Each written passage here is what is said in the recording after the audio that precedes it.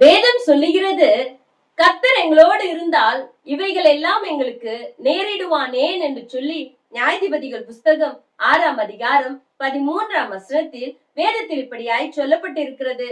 இஸ்ரவேல் ஜனங்கள் கர்த்தரின் பார்வைக்கு பொல்லாப்பானதை செய்தபடியினால் மீதியானர்கள் கையில் 7 வருடம் கர்த்தர் ஒப்பு கொடுக்கிறார். நம்மளுடைய வாழ்க்கையிலும் சில நேரங்களிலே கர்த்தரின் பார்வைக்கு பொல்லாப்பானதை செய்யப்படும் பொழுது நாமும் கர்த்தரால் பல காரியங்களிலே ஒப்பு கொடுக்கப்படுகிறோம்.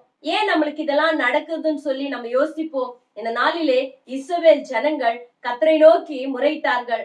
நாமும் நம்மளுடைய தப்பிதங்களையும் நம்மளுடைய பொல்லாத வழிகளையும் கர்த்தருக்கு முன்பதாக ஆண்டவரே என்று சொல்லி நம்மளை ஒப்பு கொடுக்கும் பொழுது நாமும் விடுவிக்கப்பட்டு பல காரியங்களிலே கர்த்தர் நம்ம உயர்த்தும்படியாக, கர்த்தரின் ஆசீர்வாதத்தை நாம் பெறும்படியாக, கிதியோனை கர்த்தர் எழும்பை பண்ணுனதை போல நம்மையும் கர்த்தர் பல காரியங்களில் எழும்ப பண்ணுவார், ஆசீர்வாதத்தை கட்டளிடுவார். கர்த்தர் தாமே உங்களை ஆசீர்வதிப்பாராக. ஆமென்.